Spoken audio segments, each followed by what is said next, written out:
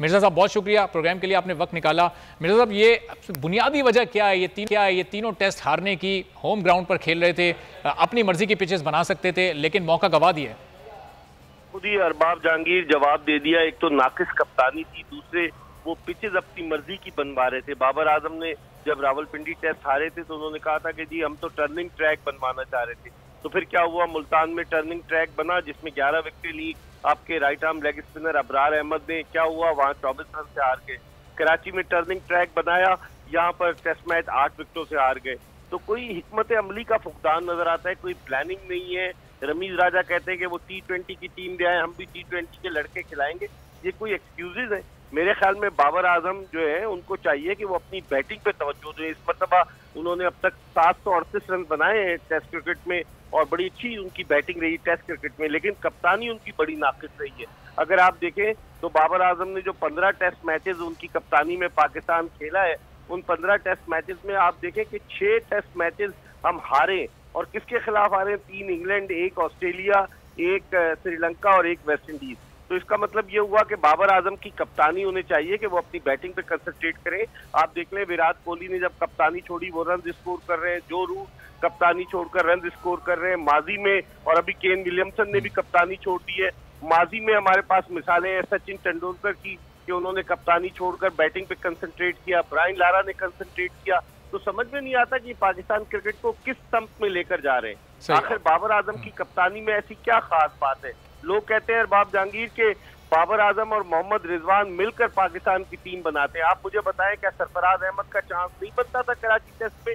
आप देखें रिजवान की कारकर्दगी गुज़िश्ता 6 टेस्ट मैचेस की 12 इनिंग्स में 262 रन उन्होंने बनाए, उनका हाईएस्ट स्कोर 46 है।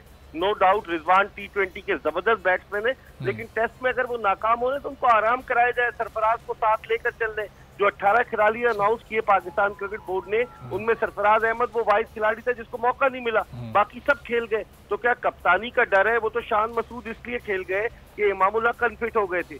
तो क्या खौफ है इनको? क्या शान मसूद कप्तान बन जाएगा या सरफराज आ जाएगा? मेरे ख्याल में इनकी हिकमत अमली बड़ी नाकिस। और मिर्जा फिर इसके पीछे माइंडसेट किसका है? ये रमीज राजा ये तमाम पॉलिसीज लेकर ये फैसले कर रहे हैं, या फिर मोहम्मद वसीम सिलेक्शन, ज़ाहिर चीफ सिलेक्टर तो वो हैं, ये उनके फैसले हैं? देखिए मोहम्मद वसीम तो अरबाब जहांगीर वो सिर्फ तनख्वाह ले रहे हैं, वो तो एक डमी टाइप के चीफ सिलेक्टर है मेरी नजर में। अच्छा। सारे फैसले तो रमीज राजा करते हैं और रमीज राजा ने अग्रेशन शो किया है कि अब आप देखें प्रेस कॉन्फ्रेंस में उनके खिलाड़ी भी सहाफियों के सवालात के जवाब देते हुए जारहाना अंदाज इख्तियार करते हैं। खुद रमीज राजा से कराची में जब प्रेस कॉन्फ्रेंस में पूछा गया 1 मैन शो हो रहा है, उन्होंने कहा जी 1 मैन शो हो रहा है।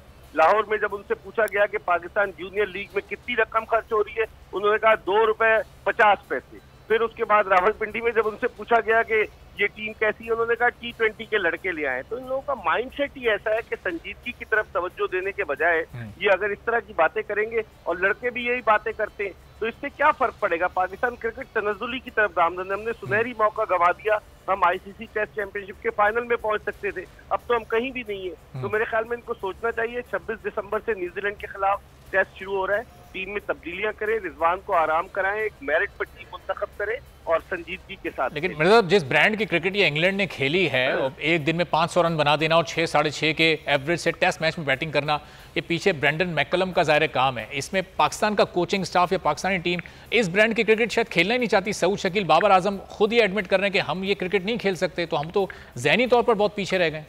तो किस बात के ये प्रोफेशनल क्रिकेटर्स हैं? किस बात के लाखों रुपए ले रहे हैं? मोहम्मद यूसुफ, सकलैन मुश्ताक। आप देखिए जब से ब्रेंडन मैकलम और बेन स्टोक्स का कॉम्बिनेशन बना है, जिसे हम बेस बॉल कहते हैं, गुज़िश्ता 10 में से 9 टेस्ट मैच इंग्लैंड जीता है। और आपने बिल्कुल सही कहा अरबाब जहांगीर के उनका जो रन औसत है 6 से ज्यादा का लेके चले, हम लोग 6 का न लेके चले तो हम 4 का तो लेके चले, हम तो खुद पॉप डाउन हो जाते हैं।